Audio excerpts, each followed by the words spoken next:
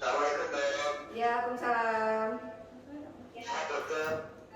Silakan dibuka Pak. Ya dok. Assalamualaikum warahmatullahi wabarakatuh. Waalaikumsalam warahmatullahi wabarakatuh. Salam sejahtera semua. Selamat sore. Pertama saya ucapkan terima kasih matur nuwun sangat dokter sudah berkenan menyempatkan sedikit waktunya pada sore hari ini.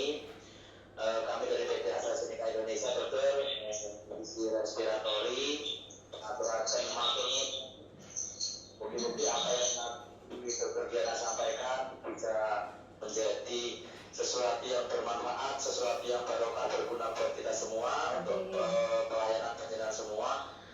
Untuk pelayanan yang lebih baik bagi pasien-pasien panjenengan. Kemudian selanjutnya dokter nanti apa yang dokter Diana sampaikan, dokter menawi ada yang belum jelas terutama terkait produk kami Sibiko tertutup Pumiko bisa ditanyakan langsung kepada Yeni ataupun saya dokter. Terus selanjutnya ada daharan tadi siang mungkin yang dibawa sama Yeni, moga-moga bisa menambah imun dengan kondisi saat ini menghadapi COVID-19. Panjenengan tetap sehat. Kalau dari kami sih yang penting panjenengan tetap sehat, jaga kesehatan selalu. Amin. Seperti itu dokter Diana. Monggo dokter untuk waktu dan tempat untuk presentasinya kami persilakan dokter. Ya, baiklah, terima kasih kepada Pak Slamet dan PT AstraZeneca dan tim, juga kepada seluruh teman-teman saya dari Rumah Sakit Elizabeth dan dokter-dokter umum di Rumah Sakit Wonosobo. Apakah slide saya sudah tampak? Oke, ya. Jadi hari ini saya akan menyampaikan mengenai tata laksana asma berdasarkan pedoman terkini. Jadi karena memang di RSUN ini saya juga mengaku sebagai dokter pembimbing klinik untuk dokter-dokter muda. Jadi saya di sini juga menyampaikan tentang asma untuk materi bagi dokter-dokter muda di RSBN serta untuk teman-teman di Rumah Sakit Elizabeth. Selanjutnya, next.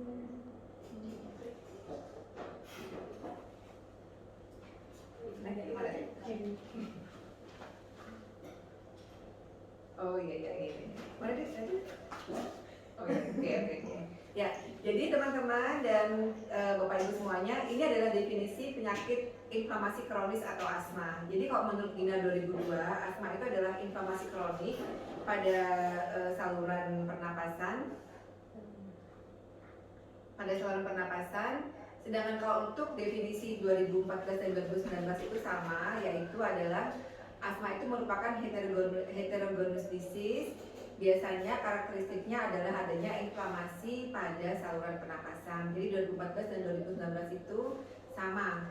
Nah, di Indonesia ini Bapak Ibu semuanya ternyata 2,4 penduduk terdiagnosa asma. Jadi lebih dari 6 juta orang itu terdiagnosa asma, termasuk saya. Makanya kenapa saya berbicara pada hari ini ya. Bukan karena saya sebagai endokrinologis, tapi karena saya sebagai penderita asma juga gitu. Ya, selanjutnya adalah berikut ini adalah studi dari China, yaitu Global International tentang asma. Disampaikan bahwasannya asma itu ternyata belum terkontrol secara maksimal. Jadi apapun tahapannya, baik pada asma terkontrol, asma yang terkontrol parsial, ataupun asma yang tidak terkontrol itu ternyata belum semua itu terkontrol dengan maksimal. Jadi masih banyak kematian terkait dengan diagnosa asma ini. Nah, ini adalah pasien yang mengalami serangan asma itu masih mengalami resiko untuk terjadinya kematian, walaupun sudah banyak sebenarnya pilihan pengobatan yang bisa diberikan kepada pasien. Tampak di sini sejak tahun 2006 sampai 2012 itu tetap angka kematian itu ada pada angka yang cukup tinggi. Nah, ini adalah menjadi perhatian bagi kita untuk menurunkan angka kematian terkait dengan asma bronkial, karena asma ini kan merupakan hal yang reversible, yaitu adalah hal yang bisa disembuhkan secara tuntas bila serangannya itu akan berhenti. Nah, kenapa sih kok ternyata kematian itu masih tinggi pada pasien-pasien dengan asma? Karena ternyata pasien-pasien itu banyak menggunakan beta 2 agonis daripada inhalasi kortikosteroid. Jadi memang ini juga saya rasakan sendiri kepada pasien-pasien saya yang kontrol. Dok, saya mintanya yang obat yang itu aja dok, soalnya kalau yang obat yang itu, yang beta 2 agonis begitu disemprotkan itu, mereka merasa lega. Tetapi sebenarnya leganya itu adalah temporary, tidak secara jangka panjang. Maka tetap harus diberikan adanya inhalasi kortikosteroid selain adanya SABA atau short acting beta 2 agonis, seperti itu ya.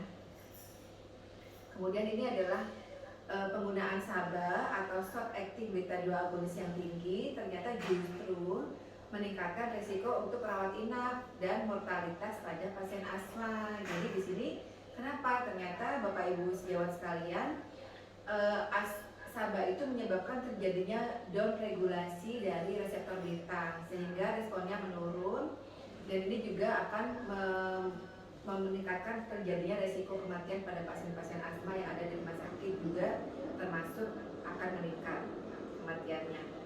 Nah sekarang bagaimana ya sebenarnya kita tuh mau mengontrol tingkat asma pada pasien dewasa, remaja dan anak-anak lebih dari 6 tahun. Jadi Bapak Ibu semua, kalau untuk asma itu gejalanya itu ada 3 tingkatan, yaitu terkontrol baik, terkontrol sebagian, dan tidak terkontrol. Alhamdulillah saya saat ini pada definisi yang terkontrol baik. Nah, kenapa disebut sebagai terkontrol baik? Terkontrol baik karena gejala asma di siang hari lebih dari 2 kali seminggu itu tidak ada. Terus apakah pernah terbangun malam hari karena asma? Tidak. Apakah perlu pelega SABA untuk gejala 2 kali seminggu? Itu tidak.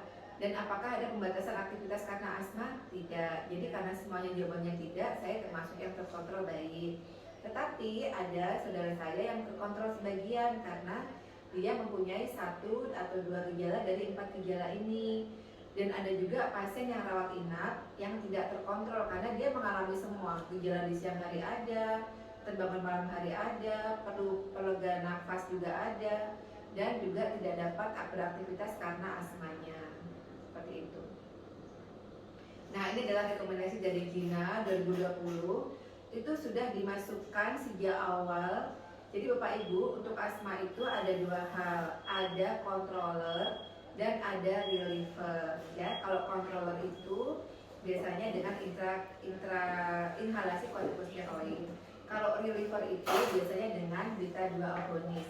Tetapi saat ini dari Gina 2020 sudah dianjurkan untuk lebih awal memulai adanya inhalasi kortikosteroid, yaitu formoterol. Nah ini berjalan seiringan dengan SABA. Jadi rekomendasi terbaru dari 2020 Gina 2020 itu menyatakan bahwasanya dibutuhkan inhalasi kortikosteroid formoterol sebagai pilihan dari reliever, dan juga SABA saat ini sudah tidak lagi direkomendasikan sebagai reliever saja, hanya memakai SABA saja. Dan untuk keamanannya, Gina juga sudah merekomendasikan bahwasannya diperlukan terapi tidak hanya SABA saja, tapi juga dengan ditambahkan inhalasi kortikosteroid. Seperti itu. Selanjutnya, apakah kortikosteroid ini berperan penting dalam pandemi COVID-19? Karena saat ini kita sedang menghadapi gelombang kedua, atau mungkin kalau menurut saya ini gelombang ketiga ya Bapak Ibu, terkait dengan pandemi COVID-19. Jadi sebaiknya pasien asma itu tetap melanjutkan penggunaan obat inhalasi pengontrolnya selama pandemi COVID-19. Jadi Gina juga menyatakan bahwa tidak disarankan untuk menghentikan pengobatan inhalasi kortikosteroid, dan juga menghentikan inhalasi kortikosteroid itu dapat mengarah pada perburukan asma. Nah sekarang Bapak Ibu, ini adalah alasan kenapa sih kok kita itu penting melakukan kombinasi inhalasi kortikosteroid dengan LABA. Karena pada saat kortikosteroid itu masuk, maka akan terjadi pelepasan dari atau datangnya reseptor dari glukokortikoid. Dia akan merangsang juga kerja dari beta 2 agonis, yaitu beta adenin reseptor. Jadi di sini kortikosteroid itu juga meningkatkan ekspresi dari beta 2 reseptor dan mencegah terjadinya down regulation akibat pemakaian jangka panjang dari beta 2 agonis. Jadi di sini diperlukan adanya kortikosteroid untuk memperbaiki outcome dari kerja beta 2 agonis. Seperti itu. Jadi dia saling sinergi kerjanya. Dan ini kemudian formoterol, turbohaler bekerja secepat dan seefektif salbutamol. Jadi formoterol ini adalah bronchodilator. Kekuatannya ternyata itu sama dengan salbutamol. Tampak pada force expiratory volume detik pertama, tampak di sini dia lebih unggul, bahkan lebih unggul sedikit dibandingkan dengan salbutamol. Nah, ini hal yang sangat menggembirakan bagi kita karena salbutamol ini kan oral, tapi ternyata formoterol ini kan lebih aman karena dengan inhalasi dia efek sampingnya akan lebih sedikit. Nah, ini adalah efek dari budesonide dan formoterol. Ini adalah kombinasi dari Symbicort yang akan kita bicarakan pada hari ini. Dia memperbaiki pasien-pasien yang eksaserbasi asma. Jadi Bapak Ibu, apa sih artinya eksaserbasi asma? Eksaserbasi asma itu berarti serangan. Jadi ternyata dengan Symbicort atau kombinasi dari budesonide dan formoterol ini, maka akan menurunkan eksaserbasi itu lebih baik, yaitu 39% dibandingkan dengan salmeterol dan fluticasone. Dan juga ternyata inhalasi kortikosteroid yang kita berikan ini lebih rendah dosisnya dibandingkan dosis pada salmeterol dan fluticasone. Jadi bisa memperbaiki lebih signifikan. Ternyata juga dosisnya adalah 25% lebih rendah. Tentunya ini sangat aman untuk terjadinya efek samping jangka panjang ke depannya. Ya, ini adalah budesonide dan formoterol sebagai pelega dan pengontrol. Jadi ini adalah kombinasi dari reliever dan controller yang menurunkan resiko eksaserbasi yang lebih baik dibandingkan dengan regimen yang lain. Ya, ini adalah tampak dari grafik di sini, dia signifikan ratio dan confidence intervalnya, jadi dapat dipakai sebagai pengobatan yang paripurna untuk perbaikan dari eksaserbasi asmanya. Ini adalah Symbicort sebagai terapi pelega dan pengontrol dalam satu inhaler. Bronchodilatornya yaitu formoterol. Dia merupakan LABA atau long acting beta 2 agonis, tapi dia fast onset. Dan antiinflamasinya yaitu kortikosteroid inhalasinya adalah namanya budesonide. Dia berfungsi sebagai pengontrol. Jadi di sini sudah tidak diperlukan lagi Bapak Ibu adanya SABA atau reliever yang terpisah, karena seperti tadi disampaikan bahwa ternyata SABA itu justru meningkatkan hospitalisasi atau meningkatkan rawat inap pada pasien-pasien asma. Padahal tidak demikian yang kita harapkan, ya. Jadi ini adalah asma eksaserbasi. Tadi sudah disampaikan asma eksaserbasi itu apa? Asma eksaserbasi itu adalah episode peningkatan progresif dari sesak napas. Misalnya kita lagi happy, lagi senang, tiba-tiba sesak napas memberat seperti itu. Nah, ini namanya asmanya kumat atau asmanya kambuh lah ya. Jadi kalau bahasa keren itu asma eksaserbasi. Jadi di sini pada eksaserbasi atau serangan asma kambuh itu adanya bronkokonstriksi, yaitu bronkus kita konstriksi, dan vasodilatasi atau eksudasi dari plasma, sehingga saluran napas kita itu akan tertutup oleh mukus, ya. Dan seperti kita tahu dari teman-teman yang sudah menderita asma juga, kita sudah sangat menyadari bahwa mukusnya itu adalah kental, ya, kental dan sangat mengganggu untuk kita mengeluarkan mukus tersebut. Selanjutnya, terapi ini adalah terapi eksaserbasi berdasarkan PDPI 2019. Saya mengadop dari rekan saya, Dr. Priyadi dan kawan-kawan.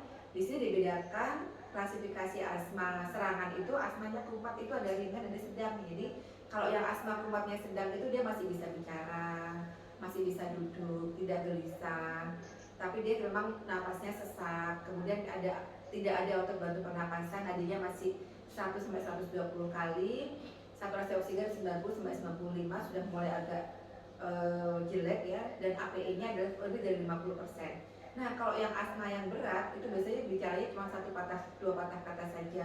Terus dia lebih senang membungkuk ke depan. Ya, ini saya juga sempat mengalami hal ini, serangan eksaserbasi pada saat saya hamil anak pertama. Saya mengalami eksaserbasi berat dan saya juga cukup gelisah sehingga saya harus dibawa ke UGD Rumah Sakit Elizabeth waktu itu dan di nebulizer. Ya, dan kemudian di situ kita nadinya biasanya lebih dari 120 kali. Nah, ini adalah terapi eksaserbasi asma berdasarkan PDPI. Kalau misalnya ringan aja kita pakai oksigen. Bapak Ibu, saya juga pernah mengalami Bapak Ibu untuk serangan asma ini, saya sampai mengalami kuku saya jadi biru. Nah ini dengan diberikan oksigen pada saya itu sudah sangat membantu sekali. Oksigen sangat penting bagi pasien-pasien asma pada saat serangan. Jadi kita memang harus menyediakan alat itu di rumah. Dan kemudian kalau untuk serangan berat kita harus memberikan oksigen sampai saturasinya itu adalah 94-98, diberikan antagonis beta 2 secara singkat, diberikan ipatopril bromid, dan dilakukan inhalasi kortikosteroid dosis tinggi atau bisa juga dengan kortikosteroid intravena atau oral. Dan kita bisa pertimbangkan pemberian magnesium intravena untuk pasien-pasien yang berat.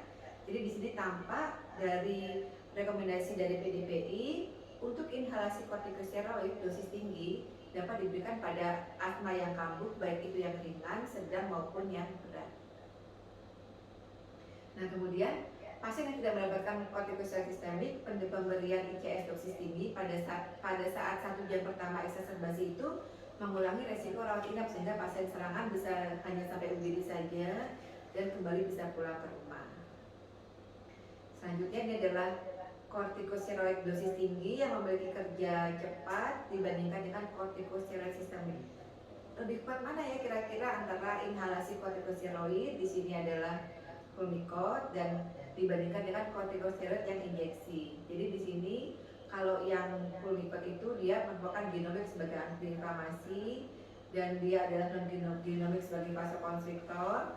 Di sini kalau untuk Pulmicort inhalasi kortikosteroid itu proses kerjanya cepat. Jadi dalam hitungan detik menit dia sudah bisa memberikan reaksi. Sedangkan yang kortikosteroid oral atau injeksi ternyata proses kerjanya itu lambat, yaitu lebih dari 4 jam, sehingga memang butuh waktu untuk pasien itu mengalami perbaikan. Nah ini adalah pemberian inhalasi kortikosteroid dosis tinggi pada saat serangan asma memberikan efek cepat sehingga menurunkan risiko untuk rawat inap. Jadi pada saat 1-2 jam pertama skor asmanya akan turun signifikan, 4,7 kali pasien dapat dipulangkan, dan menurunkan 70% dari tingkat hospitalisasi pasien-pasien yang asmanya kambuh. Nah ini adalah strategi 124 dalam menghadapi serangan asma. Jadi ada namanya strategi 124, itu adalah 1-2 mg Pulmicort di setiap nebul, dan dosisnya itu dapat diberikan maksimal 4 mg per hari, seperti itu. Nah ini adalah perbandingan antara Pulmicort Respules dibandingkan dengan oral steroid oral. Tampak di sini bahwa Pulmicort Respules lebih tinggi bahkan dibandingkan dengan oral prednisolon. Padahal kalau dengan Pulmicort Respules ini tentu saja komplikasinya akan lebih minimal dibandingkan dengan yang oral, seperti itu ya Bapak Ibu. Nah di sini karena memang steroid dosis tinggi atau jangka panjang itu menurunkan kadar kortikosteroid dan osteokalsin secara signifikan, maka kita tentu lebih memilih pemberian inhalasi kortikosteroid dibandingkan dengan kortikosteroid sistemik. Dibandingkan juga untuk anak-anak juga akan mengganggu pada pertumbuhan tulang dan menyebabkan osteoporosis juga jangka lama pada pasien-pasien yang dewasa. Jadi Bapak Ibu, pemberian inhalasi kortikosteroid dosis tinggi itu omsetnya kerjanya cepat pada pasien-pasien asma eksaserbasi. Jadi jangan diragukan lagi. Jadi secara signifikan memperbaiki gejala asma, menurunkan risiko rawat inap, dia aman dibandingkan dengan kortikosteroid sistemik. Dan kemudian bagaimana nih pemberian nebulisasi pada masa pandemi? Kan selama ini sudah disampaikan kalau misalnya pada pasien-pasien COVID tidak boleh untuk diinhalasi, seperti itu. Jadi gini Bapak Ibu, kalau memang ada pasien direkomendasikan untuk memakai nebulisasi di rumah, tetap diberikan pemberian nebulisasi ini, tetapi lokasi pemberiannya adalah di luar rumah, misalnya di teras, kemudian di garasi, dibuka pintu garasinya. Dan karena dropletnya ini juga bertahan di udara selama 1-2 jam, tetapi sebenarnya dia tidak membawa partikel virus, tetap karena aerosolnya itu adalah berasal dari cairan yang ada pada nebulizer-nya. Jadi sebenarnya aman, kecuali kalau misalnya pasien-pasien itu COVID, maka kita harus melakukannya di luar rumah supaya tidak muncul droplet yang menempel di rumah dan menimbulkan penularan dari COVID-19. Ini adalah rekomendasi dari nebulisasi dari Rumah Sakit di Minnesota USA.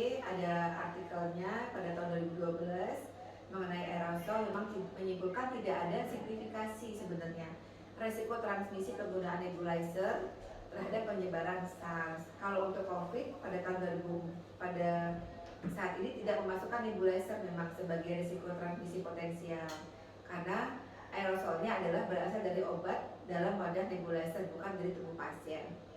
Tetapi ini monggo menjadi kebijakan dari masing-masing DPJP untuk apakah diperlukan ataukah tidak tentang terapi ini. Kemudian sebagai kesimpulan, GINA 2019 itu mengubah paradigma tentang pengobatan asma. Di sini GINA 2019 itu menyampaikan bahwasannya inhalasi kortikosteroid atau formoterol itu merupakan pelega utama dan dia menggeser SABA sebagai pelega alternatif. Dan yang kedua, dengan dosis harian inhalasi kortikosteroid 25% lebih rendah, pasien dengan budesonide dan formoterol sebagai pengontrol dan pelega itu akan mengalami penurunan eksaserbasi sebanyak 39% dibandingkan dengan salmeterol, fluticasone dan SABA. Jadi 25% dosis lebih rendah, tetapi perbaikan klinisnya adalah 39% lebih baik. Yang ketiga, rendahnya kepatuhan penggunaan terapi pengontrol pada asma meningkatkan resiko asma eksaserbasi. Oleh karena itu Bapak Ibu, kita tetap harus memberikan edukasi kepada pasien-pasien kita, walaupun tidak langsung plong, tapi sebenarnya eksaserbasinya itu akan lebih terkontrol dengan pemberian inhalasi kortikosteroid. Yang keempat, inhalasi kortikosteroid tinggi ini sudah direkomendasikan sebagai terapi pada semua tingkat keparahan asma sesuai dengan rekomendasi PDPI pada tahun 2019. Dan yang kelima, pada pasien asma eksaserbasi saat serangan pemberian dosis tinggi intrakortikosteroid inhalasi itu onset kerjanya itu cepat, terus dia setara juga dengan kortikosteroid yang sistemik dengan efek samping yang minimal. Jadi NICE juga merekomendasikan untuk melanjutkan terapi nebulisasi di rumah pada pasien asma yang berat seperti itu. Nah ini saya ternyata dapat tugas dari Pak Slamet untuk menyampaikan tentang presentasi produk tentang Pumicort dan budesonide. Oke lah, ini adalah contoh film sediaan dari Symbicort. Ada 3 sediaan Bapak Ibu, 80/45, 160/45,5 dan 160/4,5. Ini ada 3 sediaan. Ini sudah tersedia di Elizabeth dan di Progerio serta di Wonosobo.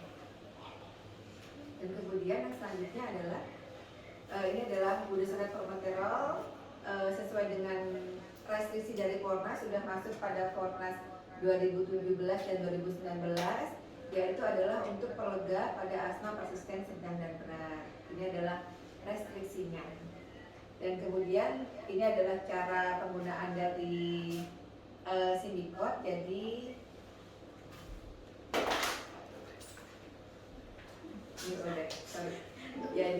di sini kita membuka segel Symbicort, kemudian kita lepaskan penutup dari tubuh hellernya, dan kemudian kita buka gripnya, dan kita memakai Symbicort, kita putar grip ke arah kanan dan kiri sampai bunyi klik, kemudian dihirup, keluarkan napas terlebih dahulu, kemudian posisikan tubuh heller di antara gigi, katukan bibir dan hisap yang dalam.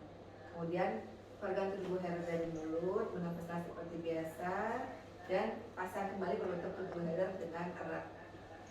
Dan selanjutnya ini adalah Pumicort, juga tersedia di BPJS Kesehatan. Dia ada 2 sediaan, 0,5 dan 0,25. Di sini adalah 1 sampai 2 mg Pumicort setiap nebul, jadi bisa diberikan 1 atau 2 kemasan Pumicort ini dengan dosis maksimalnya adalah 4 mg per hari. Kalau untuk asma akut dalam 1 hari diberikan 4 mg selama 5 hari itu diizinkan.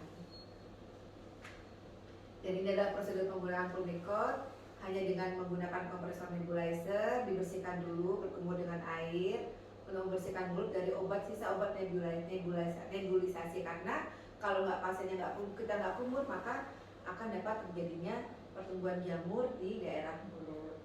Dan Pumicort ini dapat dicampur dengan obat nebulisasi lainnya, misalnya hepatoprem buremit, acetoresisten, fenoterol, terbutalin atau salbutamol. Nah, demikian yang dapat saya sampaikan pada hari ini, Bapak Ibu semuanya. Semoga bermanfaat. Kurang lebihnya mohon maaf. Wassalamualaikum warahmatullahi wabarakatuh. Ya.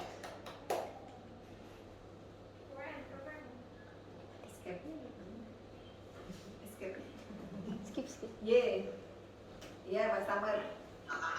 Dari Bapak Ibu yang hadir, baik yang ada di sini maupun medis yang berkenan mau bertanya di apa yang disampaikan di kegiatan, monggo Bapak Ibu. Ada angkat tangan tuh. Larissa Maria. Oh ya, silakan. Di sini ada Dokter Aditya, ada Dokter Nafis. Ada yang angkat tangan. Monggo dokter, Bapak ada yang mau ditanyakan dokter?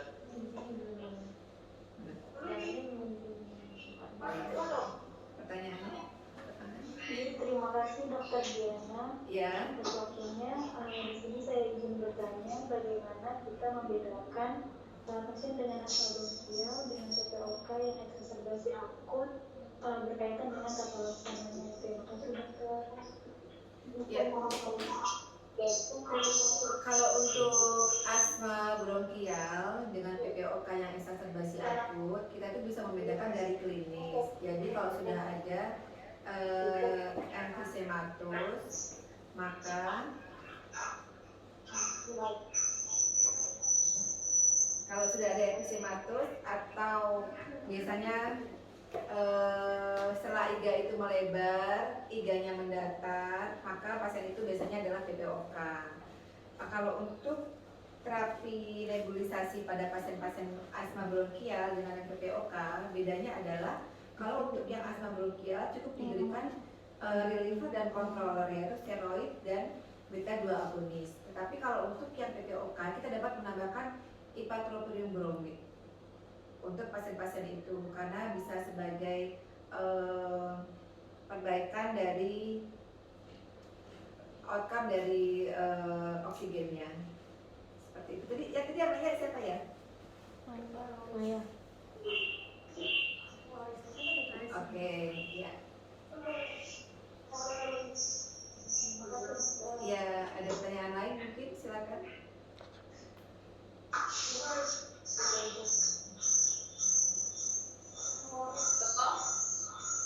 Mbak Rosa mau nanya apa? Pemberian itu apakah kalau pemberian obat asma itu apakah memang harus umur itu yang pertama, yang kedua pemberian yang sudah setelah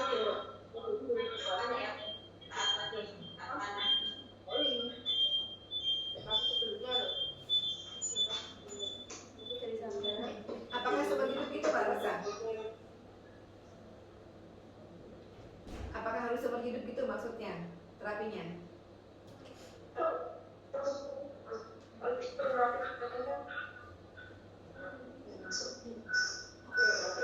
Ya, jadi gini Mbak Rosa, terima kasih atas pertanyaannya. Kalau untuk asma bronkial itu adalah hal yang terjadi karena alergi.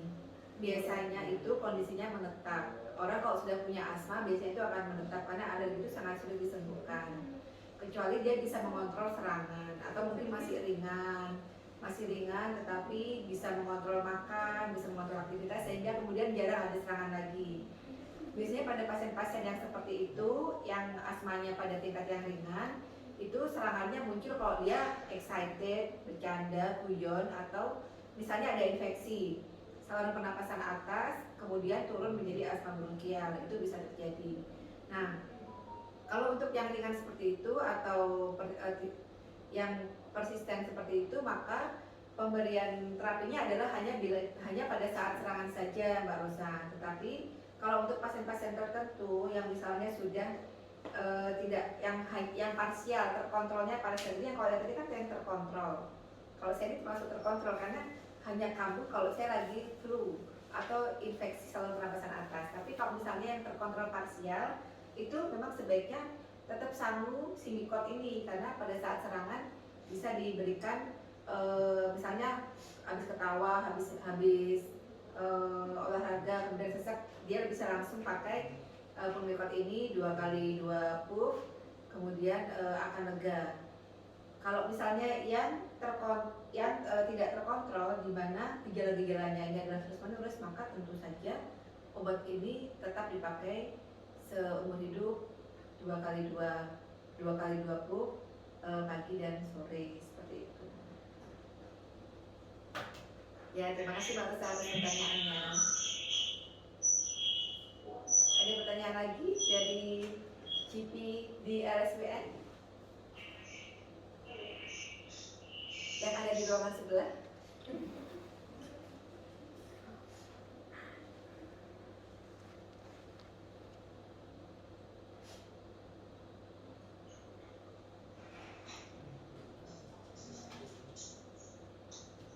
Silakan Dr. Olin, Dr. Egi, Dr. Sarah. Dr. Egi silakan. Saya ingin izin bertanya dok, pada saat pemberian laba itu kan dengan pasien yang memiliki penyakit jantung meningkatkan aritmia ya dok, itu apakah tetap aman diberikan laba atau gimana dok? Ya, terima kasih Dr. Egi atas pertanyaannya. Memang pada saat-saat tertentu tuh kita menghadapi pasien itu tidak hanya dengan satu diagnosa saja ya. Kadang-kadang satu pasien itu bisa dia sakit jantung, tapi juga mengalami serangan asma, dia juga mengalami sakit jantung, mengalami COVID seperti itu bahkan ya. Nah, maka kita harus tetap memperhatikan aspek-aspek dari komorbid setiap pasien kita. Termasuk pada asma juga banyak loh pasien asma yang mempunyai diabetes mellitus. Nah, padahal pada asma ini diperlukan kortikosteroid. Tentu saja kortikosteroid ini akan meningkatkan terjadinya peningkatan glikemik pada pasien tersebut. Nah, untuk yang laba atau SABA memang kadang-kadang kan bronchodilator ini bisa menyebabkan terjadinya aritmia atau takikardi. Tentu saja ini akan mengganggu atau mengancam jiwa pada pasien-pasien yang sebelumnya sudah mengalami aritmia. Oleh karena itu, bila kita memberikan terapi ini, tadi sudah ada dosisnya yaitu 1, 2, 4, 1 sampai 2 mg dan maksimalnya adalah 4 mg per hari. Tentunya disertai dengan monitor evaluasi dari elektrokardiografi pasien tersebut, seperti itu. Jadi tetap kita harus melakukan misalnya EKG per hari atau EKG atau menghitung nadi, bila lebih dari berapa maka kita hentikan pemberian laba atau SABA-nya, seperti itu. Terima kasih Dr. Egi, pertanyaan yang sangat penting tentang komorbid pada pasien-pasien asma bronkial. Silakan yang lainnya, mungkin ada yang bertanya lagi.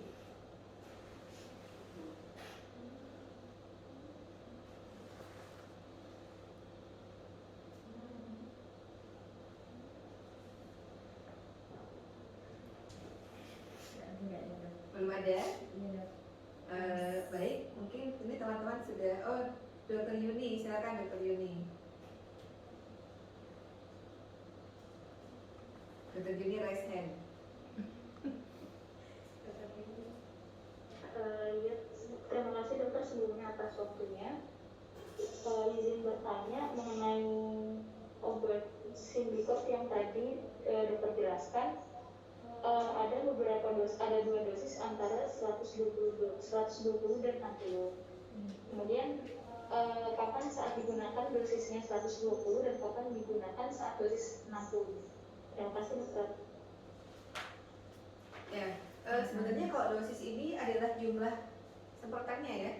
Jadi dalam satu sediaan itu, Dr. Yuni, ada beberapa sediaan dari Symbicort. Persediaan Symbicort itu ada yang 80 per 45 60 dosis, ada 160 per 45 4,5 60 dosis, dan ada 160 per 45 4,5 120 dosis. Jadi 120 dosis itu jumlah semprotannya. Kalau misalnya 120 dosis, maka kita bisa menggunakan 2 kali 2 semprot selama sebulan. Kalau kita dosisnya 2 kali 2 semprot, berarti kan 4 semprot sehari. Berarti bisa 120 dosis itu cukup untuk 30 hari. Tetapi kalau misalnya dosis kita yang kita pakai adalah 2 kali 1 semprot, maka kita pakai yang Symbicort 160 per 45 60 dosis. Itu akan cukup dalam 1 bulan, karena 1 hari kan 2 semprot 60 dosis, berarti kan 1 bulannya itu bisa cukup untuk 30 hari. Yang sediaan kedua. Nah, kapan kita pakai 2 kali 2 semprot dan kapan kita pakai 2 kali 1 semprot itu tergantung pada kondisi dari status asma pasien tersebut, apakah termasuk yang terkontrol baik atau terkontrol sebagian atau tidak terkontrol. Jadi kalau untuk yang terkontrol sebagian itu biasanya sih disarankan untuk memakai yang 2 kali 1 semprot, tapi kalau untuk yang tidak terkontrol kita biasanya pakai yang 2 kali 2 semprot. Tetapi tetap dapat dilakukan tambahan untuk nebulisasi dengan Pulmicort atau inhalasi kortikosteroid tadi yang sudah disampaikan sebagai strategi kalau untuk asma yang eksaserbasi atau asma yang kambuh. Seperti itu. Terima kasih Dr. Yuni atas pertanyaannya, sangat aplikatif sekali. Yang lainnya? Terima kasih dokter. Ya. Apakah sudah cukup untuk pertanyaan hari ini?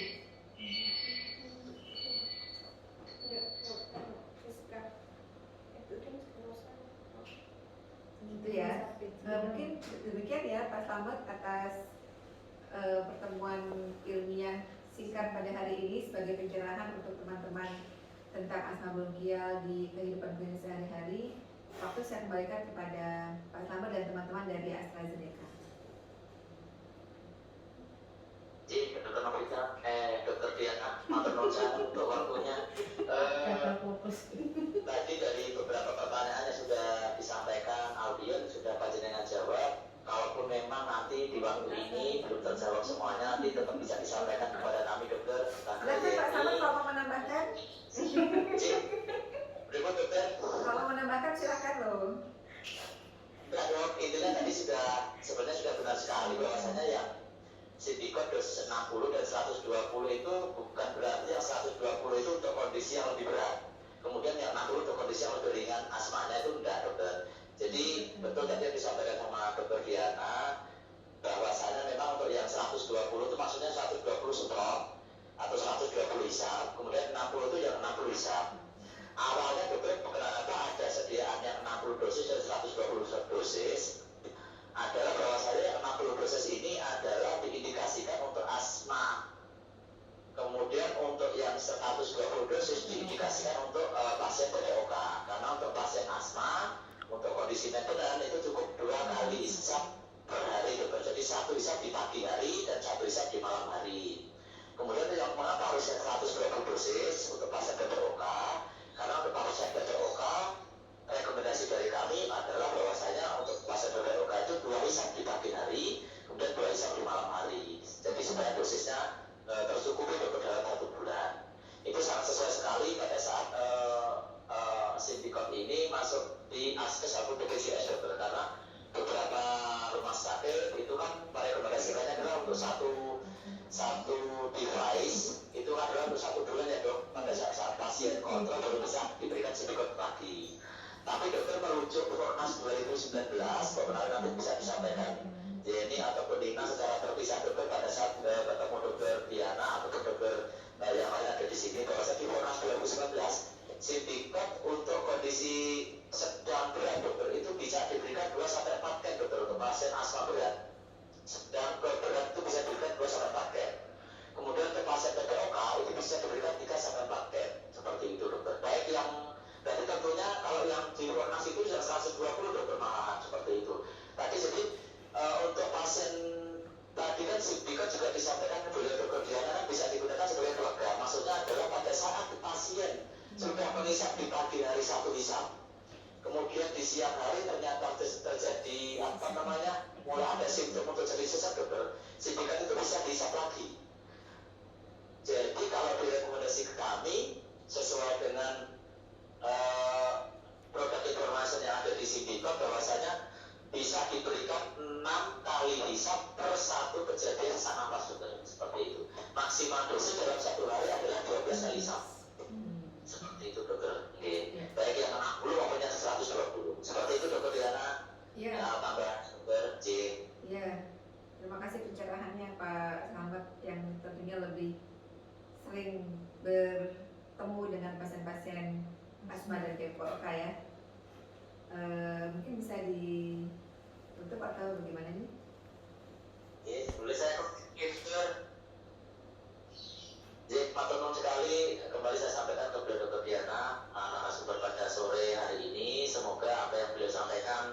bisa menjadi berkah berkah panjenengan, tambahan ilmu panjenengan untuk memberikan pelayanan yang lebih baik buat pasien-pasien panjenengan, baik yang ada di Elizabeth maupun yang ada di Wonosobo.